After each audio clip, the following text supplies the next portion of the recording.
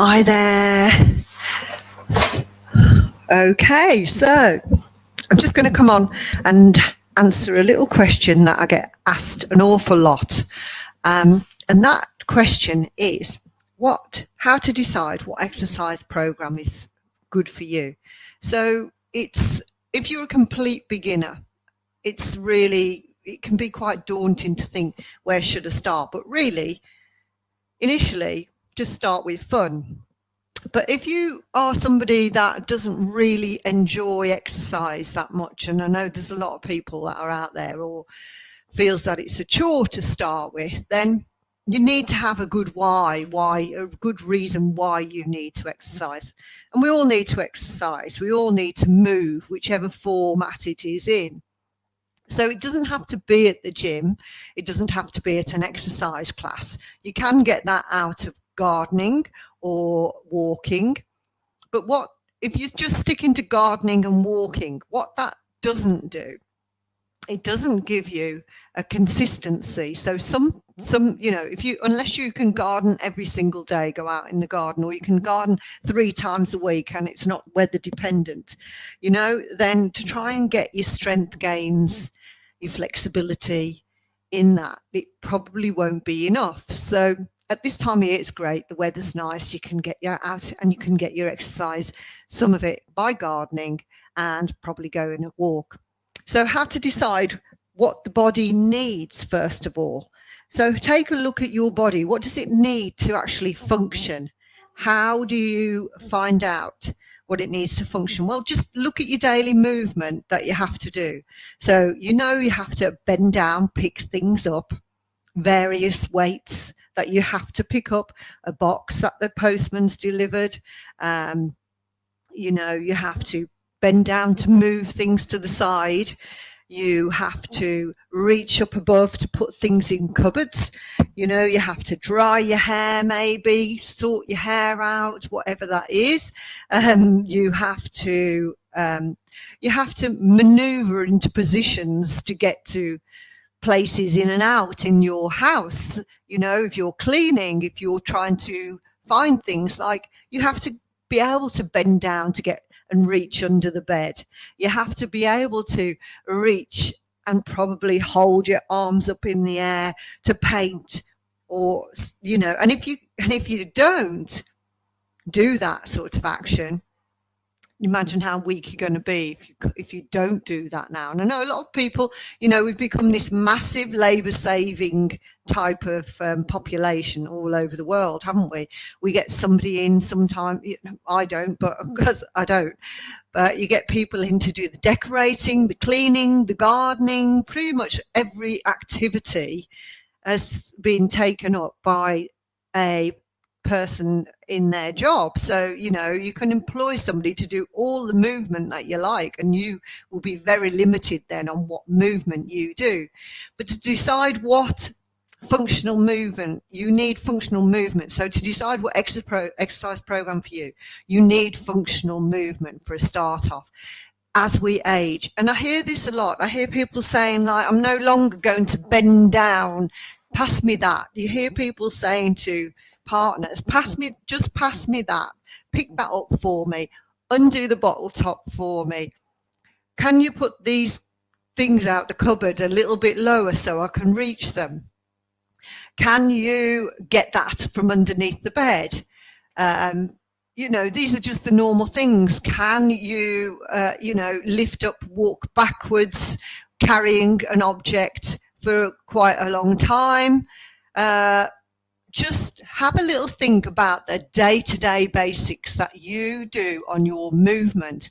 And where you want to start with this is to think about how you can enhance that movement to make everything in that daily movement a lot easier for you, rather than being worn out. Because if you're starting completely from scratch, and say you work, or you used to work in an office and you are quite sedentary, and you've become quite sedentary over time, then any form of exercise can be quite daunting. So that's what you need to look at first of all. and look at the length of time that you are going to need the functional exercise. You're going to need functional exercise for life, for the whole of your life. So the more things you give up doing because you've got an ache and pain, the less you're going to be able to do as you age. So if you are having aches and pains, you shouldn't be having aches and pains. So go to a doctor, have a look, get sorted, then find somebody who knows about exercise to start to do your rehabilitation back from that. Because if you give up your movement, it'll be a decline in many, many other areas as well in your body. So it's important you don't give up different movements. I hear people say, I don't want to ever burpee again. And it's like, no, you don't have to burpee again, but just watch what the movement of a burpee is. Okay, let's just adjust that camera because it's like not seeing me too much there. I don't want to lose me and see the ceiling. Hang on, can I get it? So the movement of a burpee is this: you jump up, you're out, you're down, you lift, you're back, you're up. Okay, so you don't have to do burpees, but in everyday functional life, you are going to have to bend down, lift something off the floor. Yeah. So, and again, people start to lose flexibility in being able to get down. Now, that only happens because you've stopped doing that movement. Okay, there may be reasons why you've stopped doing that movement. The reasons may be because you've got an issue with your knees. So if you have an issue with your knees, get to the bottom of what the knee issue has been and get it repaired, get it sorted, go to the doctor, speak to the doctor, then go to your physio, get your physio, go to your exercise professional, get them to help you to strengthen or put flexibility in or get the movement back from that. If it's a straightforward no that you say about doing these things, it's a degenerative way that you're going to end up in life. So going back to that burpee, you have to in life come to this position. You have to in life, when you're lying in your bed, come here, okay? You come on here, you have to push up. Well, that's the push-up part of the burpee. You will always have to push yourself out of bed in some way, format. You have to, from there, step up. You're always going to have to, at some point, step up and push off the back leg. Now, that's only really, really difficult for you if you've stopped doing it. I'm not saying go straight in and start that again now. Off. You can use an object to help you push up, to start, but don't just do it once a day. Start to understand. So that's where you need to look at exercise prescription for you. So I'm not saying you've got to do burpee. All I'm saying is that once you start to say you're not doing certain movements, it's just a decline of movement as you age. All right. So, and you want to keep that movement for as long as you possibly can, you know, because that is what is going to keep you alive. And so it's important to, going back, get the right exercise prescription for you. So what we do is, so we've talked about functional exercise, doing things because you have to do them on a day-to-day basis. Now, going back then, we do corrective exercise. So maybe in the past, you have had a break. You have broke your arm, you've broke your foot, you've had knee problems. So you played football when you were younger and you smashed your knee up. So now, yes, getting down and getting up is uncomfortable for you. Check it out with the doctor. If anything's uncomfortable, it needs fixing, yeah? And we have brilliant doctors, brilliant surgeons. So go and get it seen to. If, like, you know, I know with ladies, menopausal ladies, we get aches and pains and joint aches in that. Now again, that's because estrogen is left the building, left the body. But if you stop those movements, then you will again degenerate, and the aches and pains won't go away over time. If there's a lot of inflammation there, you rest. Okay, you never work on an inflamed joint or any, obviously it's obvious you wouldn't on any breakages, but if you never work on an inflamed joint, but you allow that to go down. So if you're just getting some aches and pains from normal movement, placing hands down on the floor, then you start to build this movement back up in your wrist. Do you know the strength gains can be made right up to death? So age, there's always something for you. So you can't put your hands down on the floor flat and push like you would in a press up. Move my chair away because that's on camera. So if you can't do this down in that position, all right, and push, you start against a wall, hands there, and just hold for a minute, press, press, press, and release. You don't have to do it that way. You can put your hands together there and push, push, push, and release, or grip balls. So there's something for you for everyone. So functional movement, first of all, we said, functional movement, day-to-day exercise, every movement that you have to do to be alive.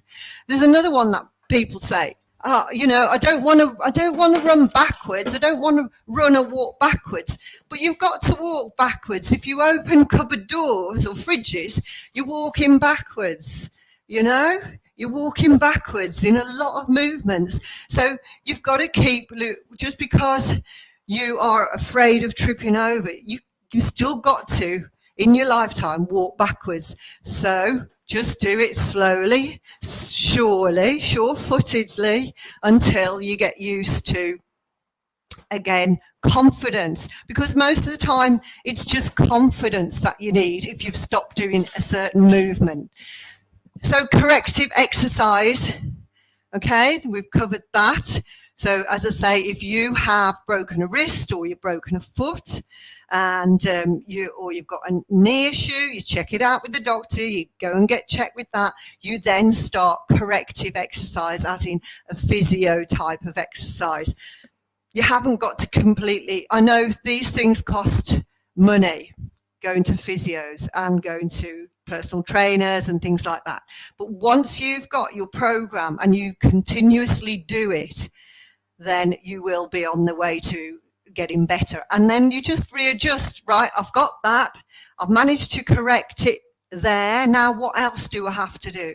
And just have some assessment, some guidance all the way through. So you can always improve and get a lot of movement back. Okay, there's some considerations with some people, obviously, but on the whole. So exercise for functional ability, exercise for corrective exercise if you've had any breakages or anything.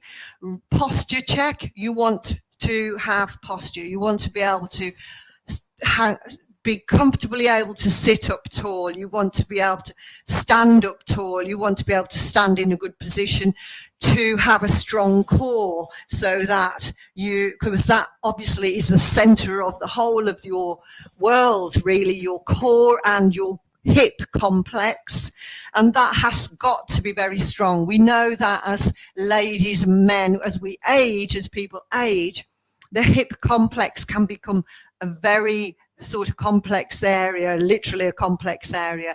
It's one area that a lot of people have hip placements. A lot of people, as they age, because their hips, their legs, their hips have not had the right type of exercise, they have falls.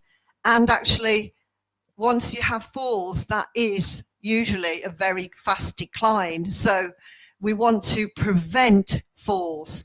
So finding out from your exercise program, functional day-to-day activity, you want to be able to do that, reaching cupboards, bend down, get up off the floor, reach under the bed, twist to the back, put your seatbelt on.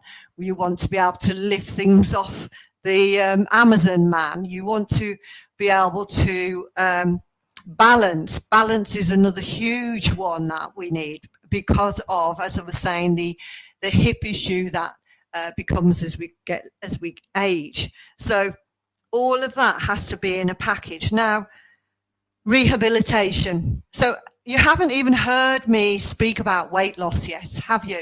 We're just talking about movement and making the most of your body and its abilities. And that is number one, the most important thing. Honestly, too many people go straight in the door on, I'm going to exercise because I need to lose weight, without actually thinking about, if you don't exercise, what can happen to the rest of your body. So forget the weight loss thing at the moment.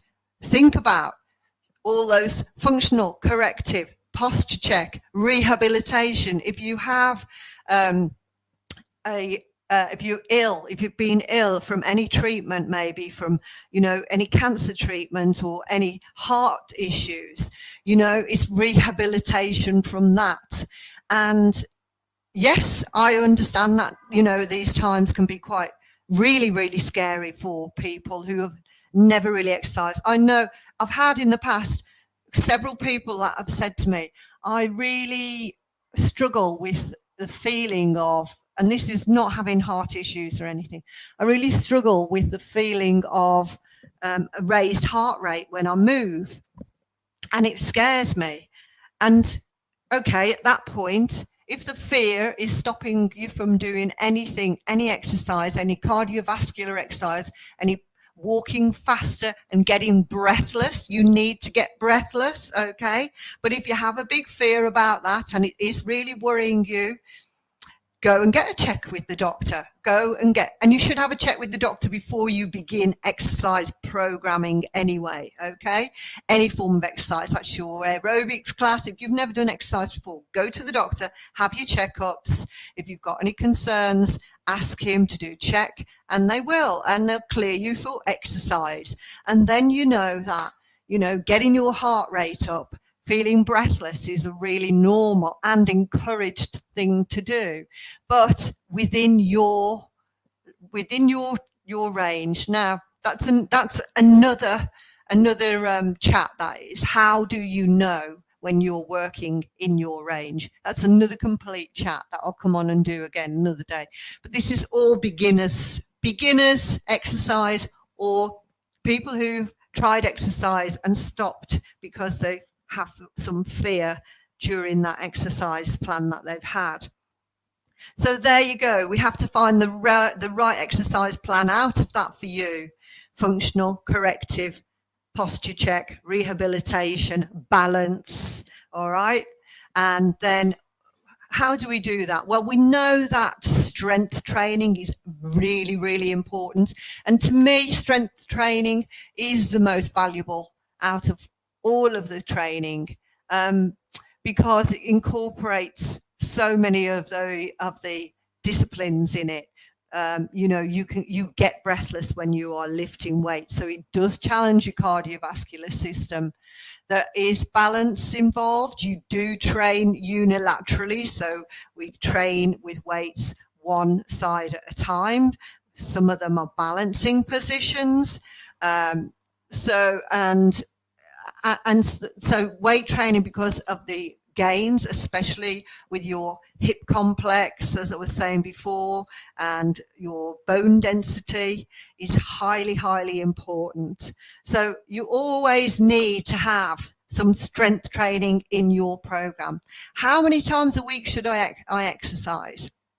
When you start exercising, 3 times a week is plenty. So if you did a walk, 30-minute walk, and then you did 20 minutes, 30 minutes, 20 minutes of weights and 10 minutes of stretching, Okay, that would be a good program for you to start. How many times a week? 3 times. Do that. A rest day between, a rest day between. Consistency is the main thing.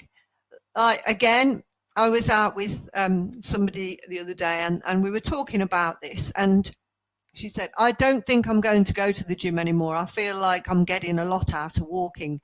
And, you know, this lady's heading in towards 70 now. She's formerly done weights in a exercise programming when she was, you know, but now she's feeling that that is a little bit more of an effort to do. But, you know, it's better to, so just cut the time down, but still do it. The consistency of exercise is the most important thing. All right. So maybe not work out for the length of time, but reduce the time and still do 3 times a week. Reduce that, so you've got a little bit more recovery energy, or spread it out. So maybe you don't go every other day off. Maybe you have 2 days off and then you go 1, and then 2 days off and then you go 1, you know, and work it like that. But it's the consistency that is going to keep you strong. It's going to keep you progressing and moving forward. So back to the first question, how to decide what exercise program to do. So I like to, cover all those: cardiovascular system. We want strength training. We want flexibility, most of all. We want, the other one as well is skills and coordination. And often people say to me, like, I'm not coordinated, so don't give me anything coordinated. But we always have to do coordinated thing, and it challenges the brain, and we need to keep the brain challenged. But again, you know, I'm not asking you to rub your tummy, pat your head straight away and stuff like that. Can I do it still? Yeah. You know, it is just simply doing maybe a leg movement first on its own, and then doing an arm movement on its own, and then certain things mixing, one arm movement, one leg movement. Simple. You haven't got to be dancing. You haven't got to do aerobics. You haven't got to do anything like that. You know, it just is simple motor skills that you need to keep in, to keep that brain stimulated, to keep those neuro pathways there so that you don't regress. Yeah. So that's where we're at, really. And as I said, we haven't taken in consideration weight loss, because once you start a consistent program, I mean by that, so you decide what you can do within the time frame that you've got. Some people say, like, I'm just doing twice a week. To be honest, I think that you can squeeze it more than twice a week out. You know, you definitely can. You just need to pick chunks out. So you don't need to do your whole hour in one. You can do a 20-minute walk in the morning. You can do a 30-minute weights in the afternoon. And you can do a little bit of stretching while you're sat watching the television. You know, it can work out like that. Okay. But first of all, small things to get started. If that sounds like it's all overwhelming you, all right, that you're doing all that in one day, then just start consistent, a habit. So start with your walking this week. You're going out 3 times a week. You're going for 3 walks this week, or 3 swims this week. Okay. Once you've got that going, and you've done it maybe for a month, then add the next bit. I'm going to swim. Now I'm going to add in my weights. I'm going to swim weights. You can alternate them too. You don't have to do a swim on the same day. You can alternate them. All right. But sit down, have a think what you can manage into your time schedule, and you are being unrealistic, you're more likely to not do anything at all. Paralysis by over-analysis. Okay, so you just want to have a look at your schedule and try and factor in the guidelines of exercise. So yeah, you want your weights, your cardiovascular and your flexibility and your motor skills, which come in anyway, 3 times a week. And if you want any help with that, then just drop me a message, because I can do that and have a little chat to you, have a consultation with you, and decide what is the best type of exercise for you to do, and how to get started. And I love to get people started on exercise, and get them feeling results. You know, if you look at your life, anything that you've been successful in, you've done consistently, haven't you? You've done it repetitively. You haven't just done it once, left it for 3 weeks, and then gone back to it. You know, if you take up a craft, if you take up a hobby, you know that if you are taking up a hobby and you're only picking up that knitting once a month, that jumper's never going to get finished. Whereas if you say, on a Tuesday night and a Thursday night, I can pick that knitting up, before you know it, it's consistent. Tuesday, Thursday, Tuesday, Thursday, Tuesday, Thursday. And you have got a beautiful jumper knitted, or blanket, or whatever it is.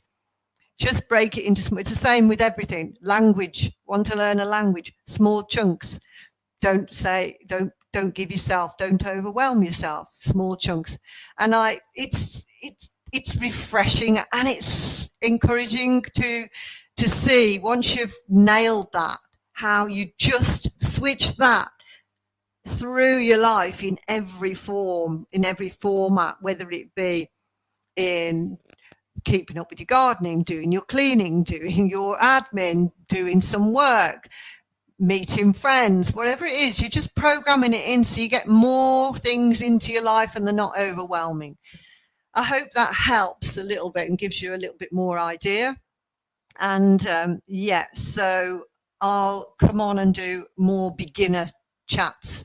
And if you've any questions, you've just got to ask permission with StreamYard, because I'd come through StreamYard, and I can answer any questions on the screen. So have a wonderful day, and I will see you very soon. Bye from me, Gail Abbey.